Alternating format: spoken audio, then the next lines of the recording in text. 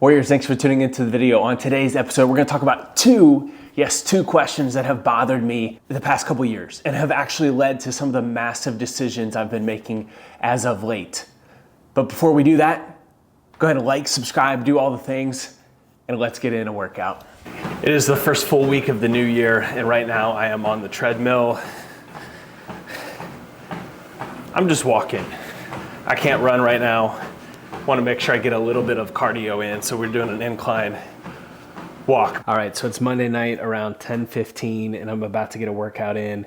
I didn't plan to record anything right now, but serious problem, and I wanted to share and just be vulnerable. So my ostomy supplies, my ostomy bag is starting to kind of like leak a little bit, right? It's starting to have a little issues. And usually, like, I would just go upstairs and just change it and put on another one. But this is the last one I've got. I ordered more, and they were supposed to arrive a couple days ago, and the product got delayed, the shipment got delayed, and it's still not here. So fortunately, I have a couple samples of a different brand that I hate. So I'm gonna have to rummage around upstairs to find something. It's not leaking so bad, obviously, that I have to change it like right this instant, but my skin's getting itchy. It's starting to get painful, right? So I know that it's starting to not work properly. So anyway, I share that just to be vulnerable and real. For those that don't have an ostomy, whenever your ostomy bag starts to like malfunction a little bit, literally crap, it starts to rub against your skin in a way that it shouldn't, and it's acidic and it's itchy and painful, and so it's underneath a sticker. So think about getting like underneath a sticker is itchy and painful. It bugs you. It's obnoxious. It's definitely not fun.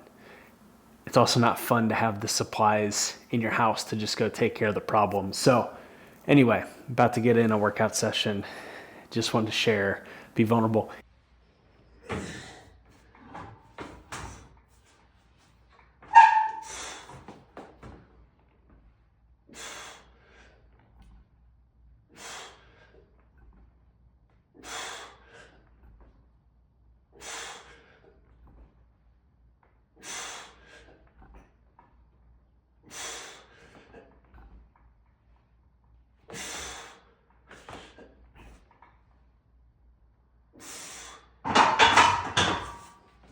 So last night I shared that I was out of ostomy supplies and that I was gonna have to go put on a brand that I don't like, a product that I don't like, and I did, and I'm at work.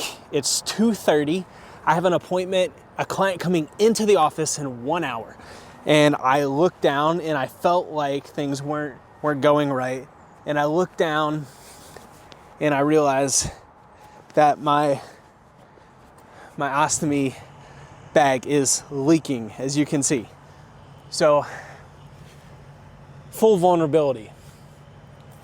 I've got crap on my shirt, my ostomy band, my underwear, my work shirt, or my work pants. And usually, I've planned for this. I've got this orange Yeti in the back of my car that I have extra ostomy supplies, I have extra work clothes, that if this happens, this is an emergency, it doesn't happen often, but if it happens, I'm prepared. And of course, because I'm out of ostomy supplies, I've already dipped into this just to get to this point. So I have no extra ostomy supplies on me. They're at home, and I have an appointment in an hour. So now we gotta see if we can get there and back. We gotta change my ostomy bag. Let's see if we can get it done. These are moments where it's really tempting to get frustrated, embarrassed. Like, this is really embarrassing. I'm a wealth manager, I'm a financial advisor, I'm in the middle of a professional work environment, surrounded by my peers, by my friends, and I look down at work. Like, I look down, right? Like, I don't know if you can see that, and I literally have crap on my shirt. This is a nice work shirt. I got nice work pants on, and so, like, the first thing I'm thinking is like just trying to get out of the office to my car without people seeing it, without it smelling, right? Like, you don't want to stand out for that reason. We all want to stand out for positive reasons, but you don't want to have to walk through the middle of a nice office. Yeah, so you get the point. You're just trying to get out the office, and it's embarrassing. It's challenging, and I get why people that have ostomies struggle with mental health and depression. Every day's a battle. Every day's a battle. You have to choose to fight for joy. You have to choose to fight and not let these moments or the hard moments just ruin your whole day, ruin your life. You have to fight to say, you know what, I'm gonna go live again. I'm not gonna settle. I'm not going to shrink back. I'm not going to get stuck. I'm gonna go live again. Your best days shouldn't be behind you. So, even in the middle of like really hard moments like this, really frustrating, embarrassing, mentally challenging moments, I gotta remind myself that it's a fight. Anyway, it's real, it's authentic. Hopefully this channel can bring some real, authentic conversation and transparency to this. But that's me. All right, walked in the house at 2:55. Getting in the car at 3:05. I have 25 minutes to get back to work, which should be enough. It's gonna be cutting it tight, but whew, feels good not to be itchy and in pain again, and it feels nice not to be smell. Here we go. All right, it's Tuesday night. I'm working out way later than I should be. Honestly, didn't want to bring my camera equipment out. It's just been a long day, been a hard day with the ostomy emergency in the middle of the day. But I told myself I don't want to cheat myself this year and that I'm going to empty the tank. So I got to take my discipline to a different level. So I'm out here, not really proud of it, but I'm out here getting a workout in, hitting a good pull day, some back, some biceps. That's all I got for tonight. All right, the first question that has bothered me a lot over the years is, when is the last time you failed at something? That question hit me like a ton of bricks about 2 years ago. I thought long and hard, and I realized it's been a long time since I failed at something. And I don't say that in a prideful, arrogant way. It was bothering me so much because what I realized is that I haven't put myself in a position to fail. I haven't really risked anything of significance. I've climbed the corporate ladder, gotten promotion after promotion. I've, been married and done great things. We've had kids. But like when I think about leaving an impactful legacy, I know you have to take risk. And I was never putting myself in a position where really failure was an option. And so that bothered me.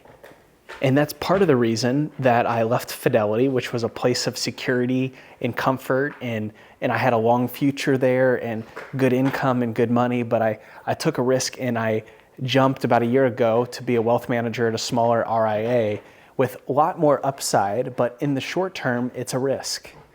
And then that's part of the reason I started this band business last fall, is because I realized there's no good time to ever start something.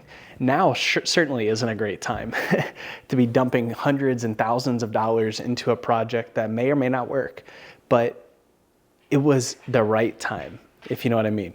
I had to take the risk. The second question that's bothered me a lot and really driven me to action is, what would you do if you knew you couldn't fail? What would you do if you knew you couldn't fail? And you may not be able to build a career off that question, but I think there's lots of things that we know in our spirit that we should do to serve other people, or projects we should chase, or a purpose we should chase. There's things out there that we should be doing, but we're afraid of failure.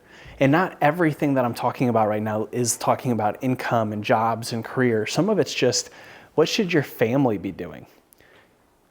Who should you be serving? What ministry should you be a part of? How should you be spending your time? When's the last time you failed at something? And then what would you do if you knew you couldn't fail? And armor bands is a result of those two questions. And lots of time thinking about it, challenging myself, and being very uncomfortable with just being comfortable. A couple years ago, I was reading a book. I believe the book was The Comfort Crisis. And part of the book, the author was talking about how human beings, we have this unique ability to endure. We have a special physical ability to carry heavy weight a long distance, right? When you compare us to some animals can run really fast, much faster than us, but it only lasts for a short period of time. There's other animals that are much stronger than us. They can move heavier weight, lift heavier weight. But as humans, we have the unique ability to endure. We can carry heavy weight a long distance. So AC, why are you talking about this? Man, I think that's awesome.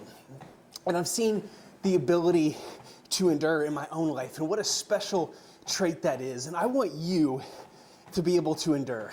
Yeah, physically, I know I'm talking kind of mentally and spiritually here, but life is going to give you a lot of weight to carry. And you have to be able to endure. And I believe in the Lord Jesus Christ, and He is the reason that I can endure. And it talks about how the trials that we go through in life, they produce hope. The suffering we go through, it produces hope. It produces perseverance. It produces good fruit in us.